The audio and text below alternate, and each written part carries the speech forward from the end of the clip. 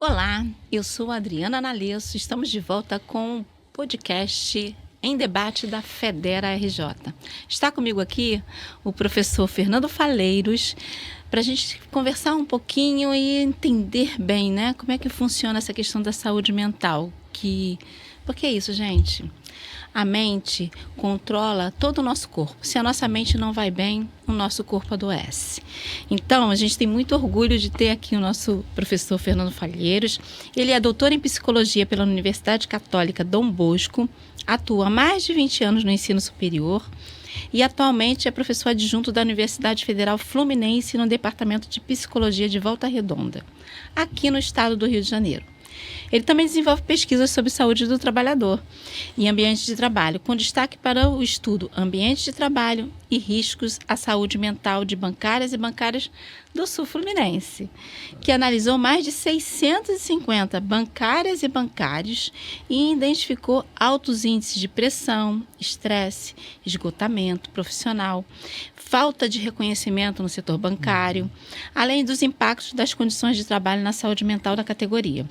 Professor Fernando, seja muito bem-vindo ao nosso podcast. E você fica com a gente. Pode fazer uma saudação, professor. Olá, Adriana. Olá, bancários e bancárias que estão nos assistindo. É uma honra poder estar aqui com vocês para discutir um pouco mais sobre isso.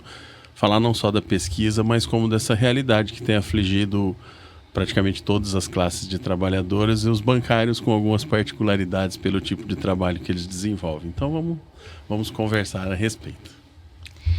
Tá certo. Eu acho que todo mundo aqui, a gente está vivendo uma reestruturação no mundo do trabalho muito intensa, não somente na categoria bancária, mas em vários setores da economia. E a gente sabe que as novas tecnologias e a pressão por produtividade, por metas, por resultado, aquela coisa de você estar conectado o tempo todo, de você ter a necessidade de ter uma resposta, porque você é cobrado o tempo todo, né? Você recebe uma mensagem, se você não responder rápido, a pessoa fica lá te perguntando, né? E aí? Já tem um retorno para mim? Como é que ficou? Como é que está o meu seguro? Enfim, até mesmo no trabalho remoto, isso acontece. Justo. Talvez até mais, né? Com maior intensidade do que no trabalho presencial. Isso é um pouquinho do que você vai falar com a gente.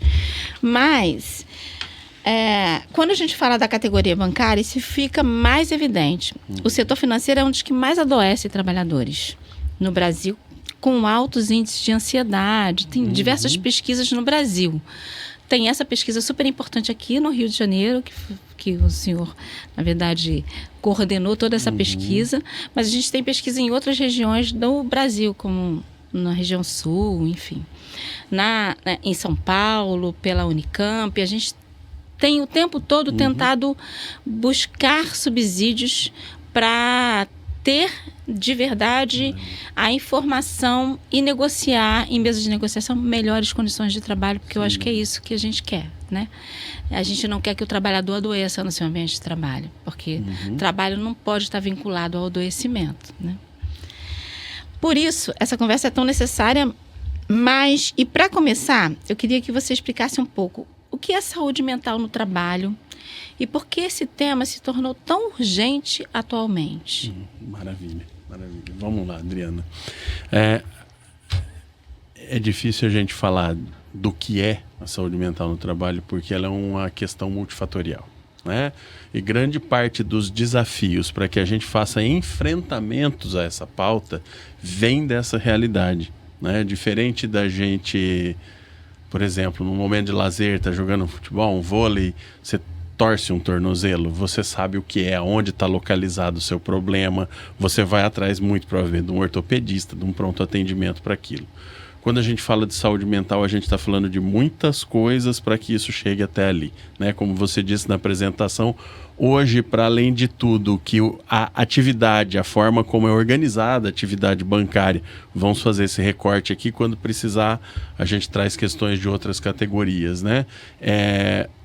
Além dos avanços tecnológicos e sociais, né, e da forma com que se traz essa demanda a este grupo de trabalhadores. Então, por que falar disso tudo antes de falar de conceito? porque a gente está falando de como estruturar e olhar para esse tema, né? Então, a gente fala de uma saúde que traz impacto ou que se sustenta a partir de uma série de condições de vida, né? Uma série de condições de vida que são os fatores sociais, o local que eu moro, o que eu tenho de acesso a políticas públicas, a saneamento, a emprego e renda, né? Todas essas coisas que estão dentro do grande conceito de saúde, né? Quando a gente fala de saúde mental, a gente está fazendo esse recorte para as coisas que nos afligem muito mais nesse século XXI do que em qualquer outro momento anterior da história, né?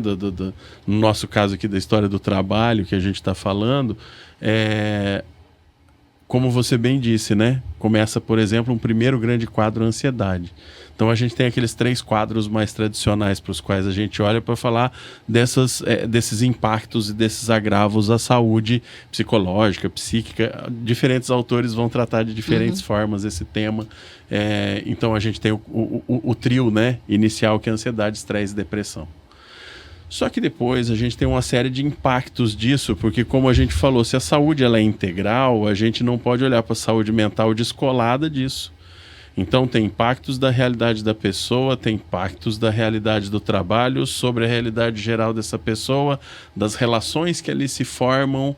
Então a gente tem depois, né, agravos que também estão na literatura, como questões psicossomáticas, problemas de alergia, problemas de asma crônica, outros fatores, infelizmente, inclusive o agravamento de quadros de transtorno mental, levando a situações mais complexas, como depressões profundas e persistentes, os transtornos mais graves, né, como borderline, esquizofrenia, em que aí a gente passa a ter a pessoa dissociada da realidade de mundo, de momento que ela vive, muitas vezes, como a gente sabe e como a gente tem não dá para ficar falando feliz e infelizmente o tempo todo, mas como a gente tem dado de realidade por pesquisa, por tipo de trabalho docente, trabalho de investigação, a gente sabe que isso acaba acontecendo com uma gama cada vez maior da população. E as pessoas que estão em trabalhos formais, principalmente os bancários, têm sido cada vez mais acometidos desses quadros. Então, é um tema urgente por conta disso.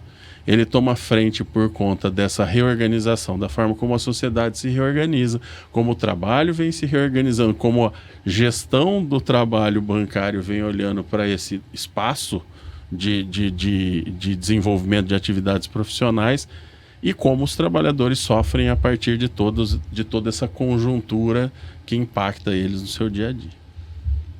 Certo. Você falou questões importantes, né, que tem relação também com... Porque o ser humano é um completo, né? Você não está dissociado, né? É isso que você falou, não adianta. Eu costumo sempre usar um exemplo muito interessante. Eu falo assim, um nadador. Um nadador, ele tem um tempo de vida útil no trabalho, né? Então, ele tem, no máximo, para ele conseguir ganhar o ápice da carreira dele, ele fica ali tentando o tempo todo bater o recorde dele mesmo, superando para ganhar uma medalha, seja lá o que for. Então, o tempo de vida dele em esporte é curtíssimo, né? Logo, ele não consegue mais, né? Porque é isso. Porque ele fica tentando se superar o tempo todo. Eu estou mudando um pouquinho o contexto, sem só problema. Porque eu quero associar uma coisa com a outra. O que acontece? Os bancos, eles trabalham com metas. Metas e resultados. O bancário trabalha sob pressão o tempo todo. O tempo todo ele trabalha sob pressão, né? E agora a pressão se intensifica ainda mais porque, em função das novas tecnologias, você tem fechamento de agências. Aí você tem o medo do desemprego. Você tem a pressão por resultado, e não importa, né? Porque é isso, ou você dá resultado ou você está fora do jogo, né? Então ele percebe claramente que ele precisa do trabalho para sobreviver e ser bancário, gente. É importante a gente destacar, a gente tem a única categoria organizada nacionalmente com mais de 360 mil bancários, com vários direitos, não à toa a gente é tão atacado. Os bancos o tempo todo procuram desvincular a saúde, o adoecimento da categoria com o trabalho. Eles tentam, em mesas de negociação. Eles falam que é uma coisa de sociedade. Né? Não, isso é uma coisa da sociedade. Isso está sendo... É muito comum hoje em dia, esses transtornos todos. É uma mudança do século, enfim. Eles arrumam várias desculpas para não relacionar o adoecimento mental com o trabalho. E aí eu queria que você falasse um pouquinho sobre isso. Perfeito. Que é um dos grandes desafios quando a gente está dentro dessa área. Em termos técnicos, é o nexo causal, né? É o que traz a vinculação do trabalho com aquele adoecimento, com aquele agravo à saúde daquele trabalhador ou daquela trabalhadora, né? E é importante você ter retomado por esse lado. Até achei que você ia levar por um outro ponto, porque você falou do tempo de vida útil curta, né? Do esportista, né? De forma geral. Achei ótimo exemplo do nadador, porque a gente sabe da exigência, apesar de não parecer, eu já nadei também, então mas é um trabalho absurdo, né? E um trabalho extremamente físico. E sim, a gente tem uma série de fatores que vamos começar por esse lado e a gente volta aqui no ponto dessa congruência, o que é social, o que é do local de trabalho, porque tem mais esse ponto, né? Hoje a gente olhando para essas reorganizações, essas reestruturações todas, que a gente filosoficamente chama de mundo de trabalho, mas a gente sabe que a hora que a gente está aí fora, a gente está ouvindo mercado de trabalho o tempo todo, e essa questão do Deus mercado que a gente fala, que fatalmente são as instituições financeiras que comandam e organizam uma série de questões até de direcionamento de formas de agir politicamente dentro do país, né? Mas a questão principalmente... E 2017 talvez seja um grande marco, porque pela primeira vez se aprovaram tanto reformas trabalhistas quanto previdenciárias no mesmo ano. E a gente está falando, apesar dos avanços de saúde estarem elevando a idade média e a expectativa de vida da população, ao mesmo tempo essas mudanças estão levando o trabalhador formal, ao contrário do que a biologia já defende há séculos, né? Esse trabalhador a uma exaustão até o fim da vida, quando quer que isso seja, né? Porque você tem que contribuir cada vez mais para a Previdência para ter um mínimo de direitos, você tem que estar permanentemente empregado e empregável, e esse termo empregabilidade ele é pesadíssimo, porque ele transfere a responsabilidade toda para o indivíduo, né? Mas é isso, uma perenidade que ela é praticamente inexistente na grande maioria das atividades profissionais. Justamente para a gente considerar, né, a pauta da luta contra a escala 6x1, né, a questão de valorização do lazer, do descanso, da necessidade, não é só a capacidade, mas da necessidade de recuperação. Então, assim, a gente precisa olhar para isso também como um fenômeno que, assim, não é só a pressão do dia, né? É a pressão da continuidade, porque se eu vou viver mais tempo, sob que condição? E se eu vivo mais tempo e tenho que trabalhar mais tempo, sob que condição de trabalho eu vou seguir dentro desse espaço? E aí, algumas coisas a gente não consegue determinar o sentido, no caso de sentido via, né? Caminho, por onde ele segue, do que influenciou para que chegue nesse ponto. Em que situação, né? A sociedade ficou violenta porque as suas unidades, né, os seus espaços de representação e convivência se tornaram violentos antes, ou esses espaços adoeceram por conta da pressão da sociedade. E é um sentido que pouco nos importa aqui. Mas importa no caso da mesa de negociação, quando o banco quer jogar isso para o meio social, como não sendo culpa. O banco não está fora dessa sociedade. Se ele não quer que isso aconteça, ele é tão responsável quanto toda e qualquer pessoa ou entidade que combate e que não concorda com essa violência social, laboral, escolar, né, para falar de alguns espaços em que a gente convive. Então ela não pode ser nem conivente, né, nem muito menos promover uma cultura violenta para com seus trabalhadores. já que fazem tanta questão, parece que tem medo da palavra trabalhador, né? De chamar de colaboradores, por que não chamar a colaborar, então? Então, a participação efetiva, a ouvir essas pessoas na hora de formular as políticas. E a gente sabe que, enfim, né, as entidades representativas têm conseguido fazer isso nos momentos que são legalmente instituídos, como as mesas de negociação, etc. Então, não há como... Meu humílimo, se eu não faltei essa aula de português, ponto de vista, como a gente desvincular essa responsabilidade. Ela é compartilhada. Mas sim, se a gente passa mais tempo dentro de um espaço X que de um espaço Y, esse espaço em que a gente passa mais tempo tem mais responsabilidade sobre o agravo que este grupo de pessoas pode vir a sofrer. E essa é a nossa realidade de trabalho, né? A gente fala de uma luta contra 6x1, na verdade, uma redução de carga horária geral. Mas se a gente olhar para esse grupo aqui do qual a gente está discutindo e olhando, eu não lembro de nenhum momento dos meus 45 anos de vida em que os bancos trabalharam de sábado e domingo. Entre outras coisas, são das entidades, das pessoas jurídicas do país que mais lucram, sem precisar da escala 6x1. Verdade. Né? Então, algumas coisas que elas vão... entrando nessas contradições que eles propõem, né, que as entidades propõem aos seus trabalhadores, mas para a gente estar atento em relação a isso. E entra em preocupações mais atuais, como até a questão da atualização da NR1, num sentido assim, já ouvi muita besteira em reunião, em evento, em congresso, de tipo, a gente tem que buscar medir a propensão ao risco do trabalhador. Não. Você quer... Porque assim, né? Quanto mais você fragmenta, quanto mais você individualiza, mais você dissipa a possibilidade desse grupo se tornar um coletivo, de fazer um enfrentamento efetivo. Então é um cuidado que a gente tem que ter a todo instante. E infelizmente não é todo lugar que a gente tem possibilidade, nem tempo, nem momento de retomar e ampliar a explicação, né? Como a gente está fazendo aqui. Então, contexto geral, acho que assim, para começar é isso, sabe, Adriana? Mas a gente tem outros pontos aí, outras questões que a gente vai avançar e vai falar disso aí também. Não, perfeito. É isso, né? Na verdade, a culpa tem que ter um culpado, né? E nesse processo de culpabilização, sempre é o trabalhador que é o culpado. Ele é o culpado pelo adoecimento dele, inclusive. Né? É ele.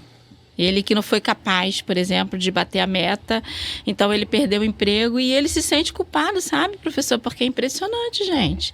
Impressionante. A gente atende um bancário, eu já atendi bancários que ganharam prêmios, né? Bateram metas, totalmente fragilizado. Ele já estava num processo de adoecimento sem perceber que ele estava ficando doente. Mas ele já estava. E aí, quando ele chega lá demitido, mesmo tendo ganhado prêmios, ele fala assim, como assim comigo? Eu fiz tudo, né? Tipo, eu dei minha vida por esse trabalho, por esse... E agora eu estou demitida. E não entrava na cabeça dele, sabe? Então, é uma situação muito grave, porque é o sistema financeiro, né? Que tem uma escala 5x2, como o senhor falou, mas que a pressão é tão intensa que ultrapassa a fronteira das 8 horas diárias. Porque o bancário sai do trabalho, gente, e ele fica pensando, e ele não consegue se desconectar o tempo todo. Porque ele fica pensando como ele vai atingir aquele resultado, sabe? Você que é bancário e bancária que está nos assistindo, sabe do que eu estou falando, né? Ele vai para casa e muitas das vezes ele não consegue dormir, porque ele fica pensando, né, naquela meta que ele tem que bater. E você falou muito bem. A construção daquela meta considerou a realidade daquele local? Justo. Aquela agência? Porque é isso, gente, né? As pessoas que montam, né, essa cultura de metas abusivas, que na nossa opinião é abusiva, pensa a realidade daquele local.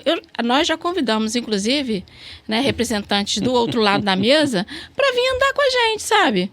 Para conhecer a realidade. Porque tem que conhecer a base para entender, Né? Você não pode exigir que uma agência da Zona Norte dê o mesmo resultado que uma agência da Zona Sul ou da Zona Oeste. Tem realidades diferentes, públicos diferentes. Nem de Volta Redonda, nem de Nem Barra de Volta, Mansa. exatamente, Nem de, né? Considerando o estado, né? Justo, Petrópolis, enfim, são cidades... Cada região tem a sua especificidade. Mas parece que é uma coisa assim, alguém que vai lá, parametriza e, infelizmente, alguém bate a meta. E aí, se bateu a meta, aquela meta aumenta. Ou então eles mudam a regra do jogo. Eles costumam fazer isso. Mudam a regra do jogo. No meio de um programa de resultado, eles simplesmente abandonam aquele critério, usam outro. E aí o bancário, às vezes, está quase conseguindo... Gente, já atendi gente assim. Está quase conseguindo atingir o resultado.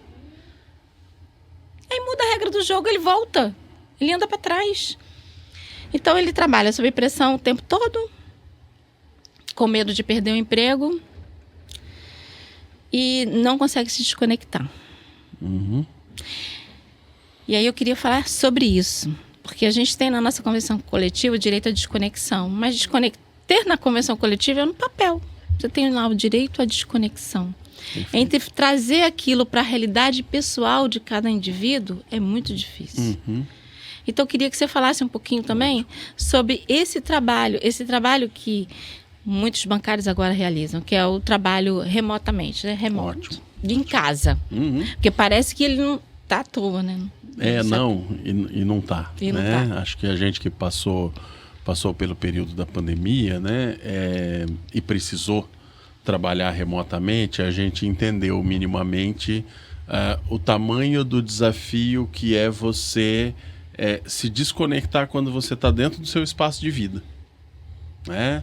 De você estar no local em que você divide com a sua família ou com outras pessoas mais próximas, né? Dependendo da estrutura familiar de cada um, às vezes com seus animais de estimação, enfim, né? A sua estrutura, o seu espaço, para quem mora em prédio com outros agravantes, né? Porque você tem um monte de gente naquele condomínio e tudo mais, o quanto a gente ficou prejudicado em relação a ter o nosso espaço, que é o nosso espaço de resguardo, que é a nossa casa, e de não conseguir usá-lo para esse fim, né? De estar constantemente trabalhando. Então, a primeira coisa é isso, é essa perda dos limites que sim, ela já vinha acontecendo, né? A gente já via essa digitalização avançando, talvez ainda não com um teletrabalho muito bem definido, de que forma se podia fazer, e a pandemia botou lenha nessa fogueira e acelerou esse processo, né? Não é culpa da pandemia essa parte, mas ela foi um grande acelerador desse movimento, da dificuldade da desconexão. E a gente, de lá para cá, se imbuiu disso de forma absurdamente assustadora, né? A ponto da gente não conseguir desvincular de um telefone celular, independente da atividade, o bancário mais ainda. Eu estava lembrando aqui, porque de 2006 a 2008 eu trabalhei no setor de gestão de pessoas de uma instituição financeira. E dificilmente quando a gente ia fazer um trabalho, às vezes de treinamento, ou de recrutamento e seleção, ou atividades de saúde do trabalhador com aquelas equipes, dificilmente quando chegava no período noturno a gente ia jantar ou no hotel, ou em algum restaurante da cidade em que a gente estava. Geralmente, o gerente geral da agência nos levava para jantar na casa de um cliente que sabia que o pessoal da unidade regional estava na cidade e falava assim, não, vamos conversar, vamos entender isso. Então, lembrando de um momento em que a atividade era 100% presencial, e que isso já acontecia, já não havia essa desconexão. Agora, com os meios digitais, isso está absurdamente intensificado. Eu tive uma situação pessoal de uma troca de veículo que eu fiz toda a negociação num feirão, né? Então, aqui, várias agências bancárias, várias concessionárias de veículos, e depois, lá de 2h30, 3 horas negociando, o gerente olhou para mim e falou assim, você tem aplicativo? Aí ele falou assim, eu falei, tenho. Ele falou, calcula aí. E aí o próprio gerente que me atendeu por mais de 2 horas fez com que eu fechasse a negociação no aplicativo, porque a parcela ficou coisa de R$200 mais barata. E eu fui com aquilo depois, né, à noite fui para a faculdade dar aula, tinha uma reunião do meu projeto de pesquisa, falei, gente, a gente precisa olhar para isso. Porque as pessoas estão sendo empurradas a extinguir o próprio trabalho.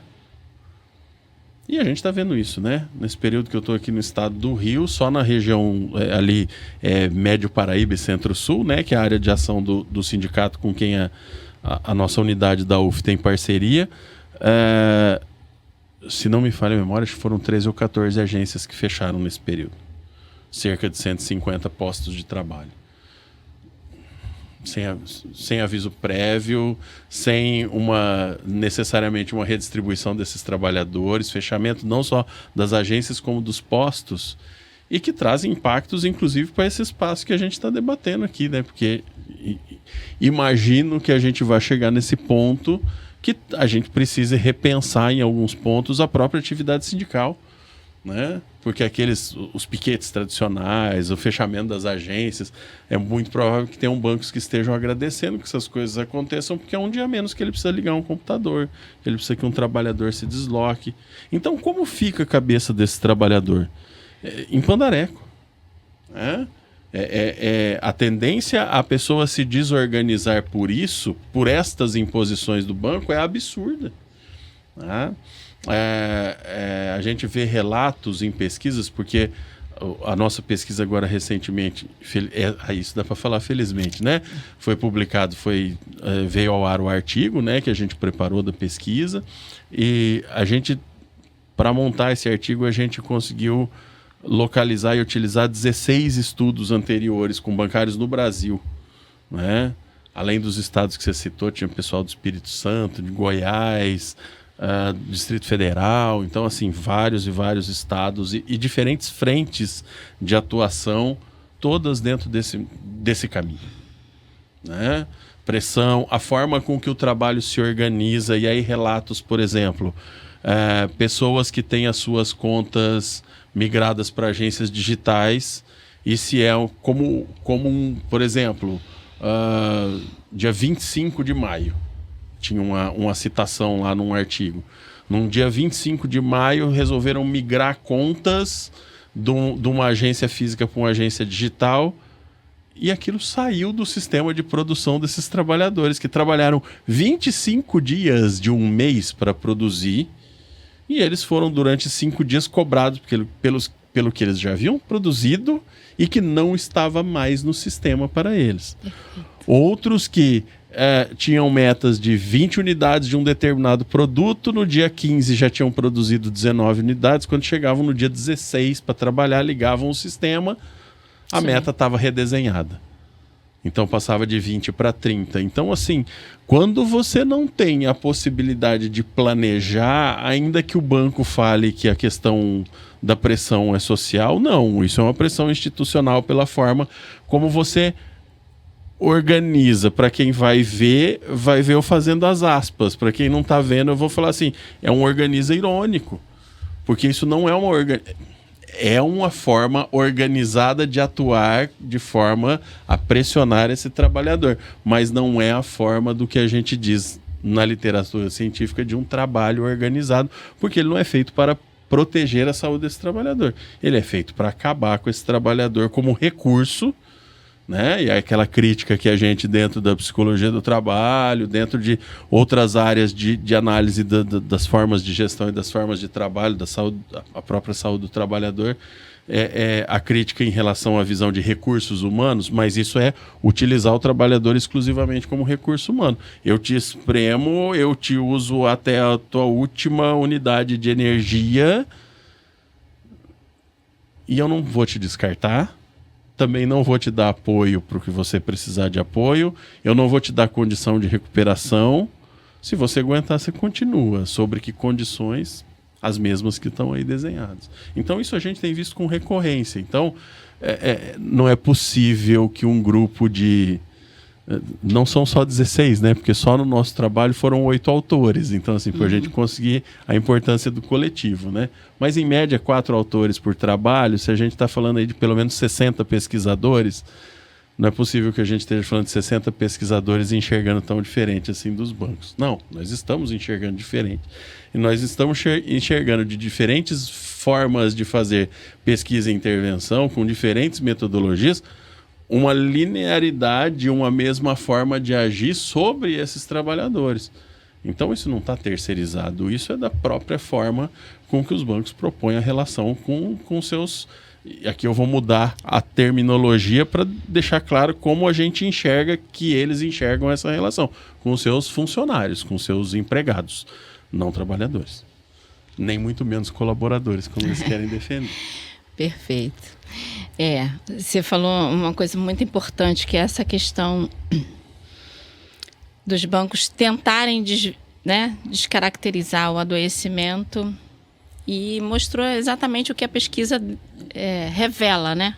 Ela dá luz a um problema que a categoria bancária vem enfrentando, que é essa questão da gestão. Você sabe que os bancos procuram o tempo todo responsabilizar os outros trabalhadores pelo adoecimento do outro, né? Então, o banco não tem culpa nunca, sabe? A gente negocia com o banco. E a gente não cai nessa armadilha, gente. Porque quando a gente está em mesa de negociação, que o banco fala assim, não, é o problema da gestão. Não é problema da gestão, gente. Não é. Né? É um problema lá de cima. Porque isso acontece em todo o país. Então, não vem dizer que é aquela gestora ou aquele gestor que às vezes pesa mais na mão, porque a pressão é um efeito cascata, né? Ele vem, derrubando de cima a baixo. Então, assim, não adianta, o gestor está ali, tudo bem, pode ser que a forma como ele cobre, a forma, né, tem alguns que são mais incisivos, outros que dialogam mais, mas ele também está sob uma pressão imensa. Então, a responsabilidade é dos bancos, sim, eu quero deixar bem claro, é dos bancos, os bancos têm que ser responsabilizados. E, para além disso, a gente tem que superar... essa discriminação, não sei se a palavra é discriminação, mas eu queria que você falasse um pouquinho sobre isso, sabe? Porque é uma dificuldade enorme para o bancário procurar ajuda. Ele não entende que ele está doente. Sim. Ele continua naquele círculo vicioso, ele continua trabalhando com todos os medos possíveis e imagináveis, assim, mas ele continua fazendo aquilo. Muitas das vezes, os bancos também jogam muito isso com a individualidade das pessoas, não é? É o indivíduo, não é o coletivo. A gente sempre defendeu metas coletivas e não individuais. Mas não. Eles lucram muito com essa disputa individual entre bancárias e bancários. E é uma dificuldade enorme deles reconhecerem que eles precisam de ajuda. Muitas das vezes nos procuram, ainda não foram ao médico, não foram nada, vai lá para saber informação, então. E a gente percebe que a pessoa não está bem. A gente fala assim, olha, você tem que procurar uma ajuda psicológica. E muitas das vezes a pessoa resiste, porque tem uma discriminação à saúde mental, né? Queria que você falasse um pouquinho sobre isso. Vamos lá. Nós somos todos... Gente, eu acho que ninguém é normal, entendeu? Mas, assim, todos nós temos algum tipo de... né? Mas, assim, acho que a psicologia está aqui para ajudar a gente. Né? Você falou uma coisa interessante, né, Adriana, que é a discussão do senso comum, né? E a gente tem algumas datas que vêm marcando enfrentamentos a isso, Dia da Luta Antimanicomial, né? A valorização das classes profissionais que trabalham com a saúde mental. Então a gente tem uma série de movimentos em relação a isso. A expansão das políticas públicas de saúde mental e assistência, né? Porque a gente tem um trabalho muito forte de uns anos para cá das questões psicológicas, psíquicas dentro da atenção básica. Então, já desde a UBS, já desde o posto de saúde, né? Como é o nome mais comum, mais popular. Então, eu vejo isso, por exemplo, eu formei em 2002. Eu tenho para mim muito fortemente, assim, como é estabelecido hoje o quanto, de forma geral, a população enxerga e entende a psicologia de uma forma muito diferente de 20 e poucos anos atrás. Isso para mim está assim... a gente tem outras discussões e críticas para fazer disso, o volume de gente formada, a quantidade de cursos e tal, mas isso é um outro fórum, um outro momento. A questão da facilidade, da praticidade para o acesso... Isso, sem dúvida, também é reflexo desse maior entendimento da população e de já não ser de forma mais ampla, eu não posso falar geral, mas de uma forma mais ampla do que 20 e poucos anos atrás, é um tema que já não faz as pessoas acelerarem para tirar a mesa e tipo, vamos para a sala ver TV e não vamos conversar, né? Então, a saúde mental é uma coisa que está mais pacificada de ser debatida numa conversa de dia a dia, né? Nossa, isso quando eu formei era uma coisa assim, não, tá doente é coisa de louco. Nem se falava de frescura. Hoje o falar que saúde mental é frescura, se a gente fosse utilizar um termo mais, né, de luta, assim, um termo mais histórico, a gente ia falar que já é uma contra-reforma, porque é uma tentativa de desqualificar quem vai buscar apoio. Sim. Né? Eu acho que a gente tem, inclusive, muitas ferramentas, muitas formas de fazer essa divulgação, essa aproximação dessas, não só dos temas, como das práticas e do cuidado com a população que precisa. Porém, e aí é o ponto, né, do que você pergunta, a gente ainda tem setores, e geralmente esses setores são os setores dos trabalhadores formais, incluídos os bancários, né? No caso dos bancários, eu não vou falar hoje, eu vou falar hoje, mas é um recorte que a gente tem visto nas pesquisas, nas publicações, nos eventos que trazem questões sobre os bancários, sejam as conferências sindicais, sejam outras atividades em que surja a discussão da questão bancária. E aí eu falo até de uma posição um pouco mais próxima. Eu tenho tios que são bancários, eu tenho amigos que são bancários, além agora do trabalho com vocês aqui no estado do Rio de Janeiro. Mas como a gente tem uma mudança mais acelerada e mais acentuada na forma com que se enxerga o que é ser bancário, de 2010 para cá. Se eu falei da psicologia lá de 2002... e uma mudança, digamos, num sentido mais positivo, a gente vê muito retrocesso na visão coletiva do ser bancário. E eu tenho uma amiga que ela me incomodava profundamente, assim, de Fernando, vai ter festa lá na associação, vai ter festa na associação. Ela foi contratada, acho que como estagiária na última semana da migração do Bamerindos para o HSBC. Foi isso, né? Não estou falando besteira, né? E a associação era AB, era a Associação Bamerindos. E ficou com esse nome mesmo depois que virou HSBC. E era um baita... Eu sou de Campo Grande, Mato Grosso do Sul. Né? E eu morei no bairro onde fica a sede do Clube Campestre dos Sindicatos Bancários lá na cidade. O estado foi governado por 8 anos por um ex-presidente dos sindicatos bancários. Então tem todo um histórico ali e de aproximação com os sindicatos. Mas eu não ia por uma série de fatores. E assim, quando eu fui trabalhar na Embrapa, a Embrapa era do lado da Associação Bamerindos, eu passava do lado todo dia. Tanto neguei que eu acabei passando as festas, que eu acabei passando. Só que qual a tristeza? Já não tinha uso. Já não tinha mais uso. A sede, inclusive, há 3 anos, foi vendida em leilão. Nossa. Foi arrematada em leilão. E está virando um condomínio. Né? Então, essa desocupação do senso do coletivo, né? Mas que, de novo, não é só culpa dos indivíduos bancários. Acho que a gente pode e a gente tem que fazer um enfrentamento. É disso que a gente está falando aqui. Sim. Mas o quanto a cultura muda e te embute numa nova realidade. Fernando, você está lá fazendo uma curva lá longe da conversa, porque a gente estava falando da saúde mental, não está longe. Não está longe porque esses movimentos todos rumam para aquela individualização que a gente falou, para a fragmentação das relações sociais e para a inserção, não, para o reforço e estabelecimento dessa cultura exclusivamente de metas e que traz um trabalho de competição excessiva, em que não se permite espontaneamente que essas pessoas façam movimentos para ajudar os colegas. Então, o que a gente mais ouve quando a gente tem contato com aqueles com os bancários que buscam ajuda, mais do que buscam ajuda, com aqueles que aceitam que vão precisar se afastar, independente de possíveis impactos financeiros na realidade de vida, é do quanto não há mais espaço para ajudar o colega. E mais do que isso, geralmente essa pessoa, os que retornam e relatam que são, em português, né? Escanteados. São colocados lá no cantinho do campo. Por quê? Porque vai voltar num outro ritmo, não está aguentando, já se afastou porque não deu conta.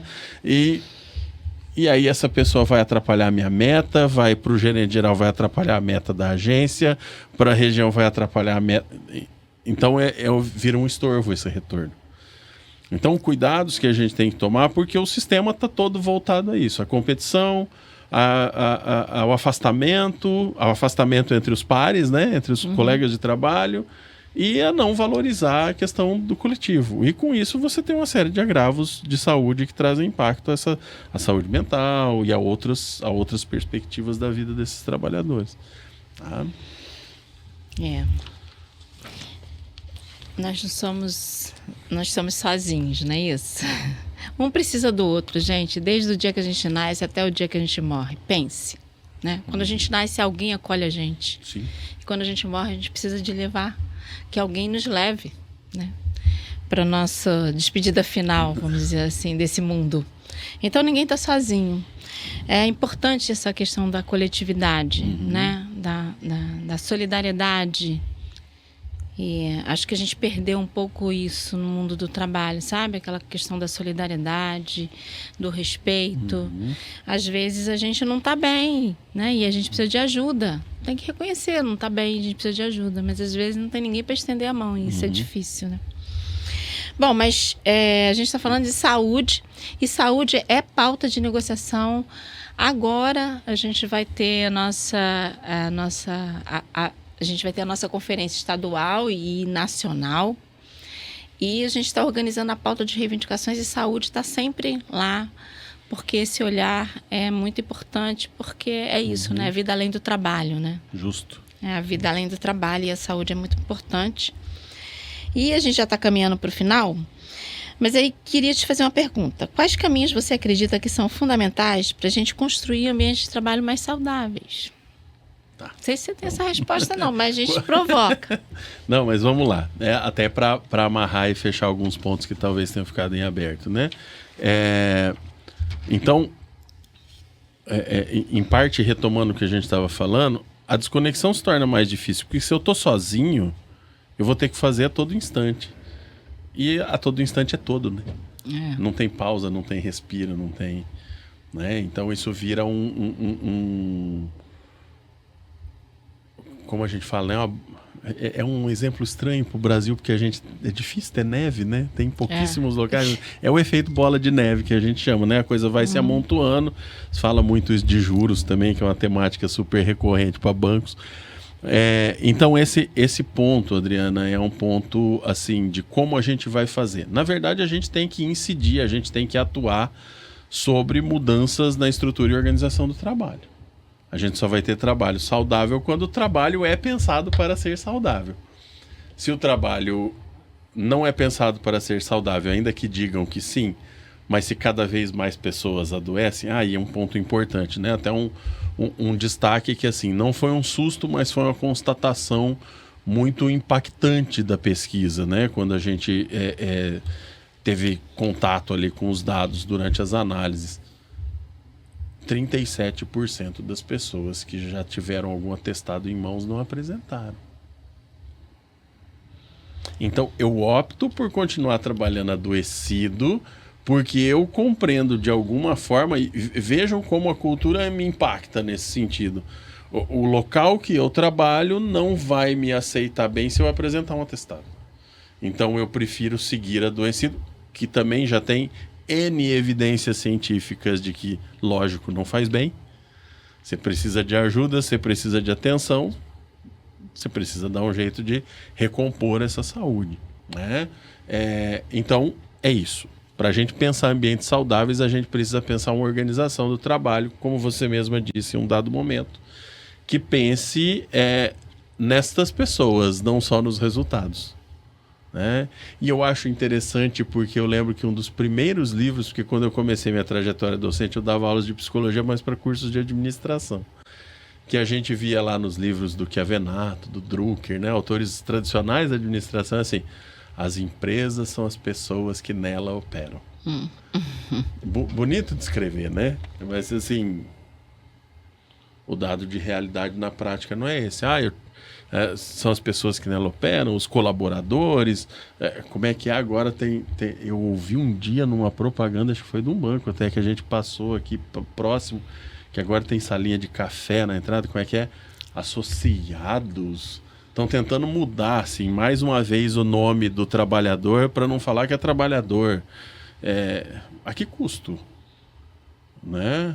É uma coisa assim, quase higienista, quase afastada da realidade, porque é uma coisa toda espelhada. Enfim, é um café, é um shopping, uma lanchonete, não é um banco. Mas é um banco. Né? A dissociação é tão forte, tão expressa, mas eles não aceitam isso, né? Então, a gente, para falar de ambiente saudável, a gente tem que falar de local que promove saúde. E esse é um outro ponto importante, voltando lá no primeiro conceito também, para amarrar e fechar. Quando a gente fala de saúde mental, a gente fala e saúde mental no trabalho, mais marcadamente pela nossa temática aqui, a gente de cara pensa assim, todo começo de ano agora saem as notícias, né? Compilam os dados da Previdência Social, sai a notícia. Aumentou tantos % o nível de afastamento por saúde mental. O afastamento não é pela saúde mental, o afastamento é pelo agravo, o afastamento é pelo impacto à saúde mental. Então, quando a gente tem afastamento, a gente tem transtorno estabelecido. A gente tem um quadro clínico colocado ali. A gente tem uma pessoa que está precisando dessa ajuda que a gente está falando aqui, né? Para a gente falar de saúde mental, a gente está falando de ações de promoção e prevenção à saúde. A gente está falando de olhar para esses ambientes de forma que eles não adoeçam mais. Olha, não consigo. Você falou do nadador mais cedo. Para mim, um exemplo que é muito forte, por conta do tempo que eu trabalhei na Embrapa, é o pessoal que trabalha em laboratório. Invariavelmente vão trabalhar com patógenos ou com produtos químicos ou com... Então, você sempre tem um risco na sua atividade que ele é inerente ao que você faz. Sim. Né? Não adianta a gente falar, por exemplo, lembro de embates que eu tinha na minha atividade, assim, um caixa se destacava, fechava o caixa mais rápido, na época ainda batia a fita, né? Batia a fita rapidinho, conseguia vender ali uns seguros de vida, umas capitalizações ali na boca do caixa, que é um outro absurdo, né? Que é sobreposição de função, etc. E aí traziam essa pessoa para frente. Não necessariamente porque você atende bem e atende rápido, você consegue vender bem, né? Então, assim, vai gerando isso. E hoje em dia, de repente, a gente tem só vendedores, a gente tem uma mudança da identidade do que é ser bancário, de qual é a contribuição disso para a sociedade. E o banco quer meta, empurra produto, faz, e a gente está vendo desenrola desenrola dois, alternativas do governo, e aí as pessoas que conseguem passar sem ficar devendo, querendo renegociar e não sendo chamadas para isso. Mas você está vendo também um superendividamento de 70%, 80% das famílias que hoje está vindo porque a pessoa está pegando crédito para conseguir pagar o supermercado, ou porque ela estava pagando no cartão e não consegue mais e entrou no rotativo, e isso tira o poder aquisitivo dela do mês seguinte, do próximo e do próximo. Alguém está vendendo, alguém está abrindo limite de crédito, alguém está... E não está olhando nem para o trabalhador, nem para o cidadão que não tem mais condição de se endividar. Eu não conheço outra instituição que venda crédito que não instituição financeira. A gente, né? Independente do tamanho, independente de ser um banco comercial ou uma financeira, né? Dessas que abriram em profusão na última década. Então é isso, né? Por fim, então... Se a gente fala que saúde mental é promoção e prevenção, a gente tem que ter espaços que promovam e que protejam a saúde desses trabalhadores. E o trabalho, do jeito que ele está organizado hoje, ele não faz isso. Não este trabalho, né? E aí quem está nos assistindo, nos ouvindo, pode falar assim, Fernando, mas aí então ninguém vai trabalhar nisso. Não é esse o ponto.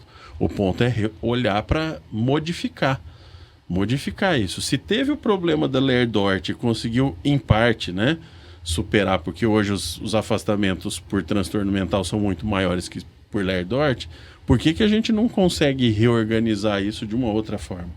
Né? Então é isso. Só que para isso a gente não depende só do trabalhador, e esse é o ponto mais importante. Ele não é o culpado desse movimento. O impacto sobra para ele, mas ele não é o culpado por propor a organização do trabalho dessa forma. E aí a gente precisa estruturar a política, a prática, e isso depende da instituição que desenha isso. Professor Fernando, você abriu vários leques de debates aqui, viu? Vários. Eu acho que vale a pena a gente ressaltar essa descaracterização da palavra trabalhador, como se ser trabalhador fosse uma coisa feia, né, gente? Trabalhador remete a direitos, entende? Consolidação das leis trabalhistas. Então, hoje você tem o parceiro do Uber, você tem um agente autônomo de investimento atuando no banco, você tem o personal bankers. Tudo que eles querem é que todo mundo vire PJ, na verdade. Ninguém tenha vínculo direto para não ter responsabilidade com aquele trabalhador. Essa é a realidade dos fatos, né? Então, o mundo do trabalho que eles querem é um mundo do trabalho onde não há vínculo trabalhista. E por isso a palavra trabalhador tem sido desconstruída ao longo desse tempo todo. Eu sou funcionária do Itaú, né?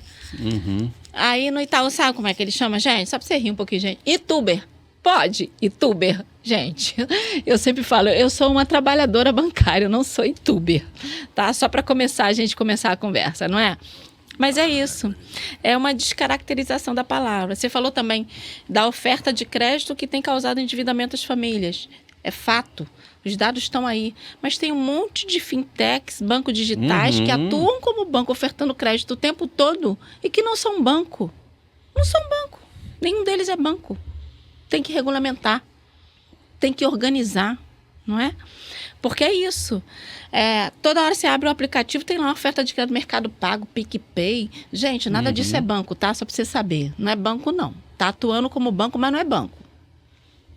E a gente está, inclusive, com um debate sobre isso junto ao Banco Central. Imagina. Porque isso é muito sério, né? Não, seríssimo. Porque muito se sério. A gente ouve, dadas as devidas proporções, né? Caso Master e tudo mais, que é o que está mais na pauta nesse momento, o tamanho do risco que as pessoas têm, porque se não são bancos, não estão sequer no FGC. Sim, né? Exatamente. Então eu posso fechar amanhã, valeu, muito obrigado.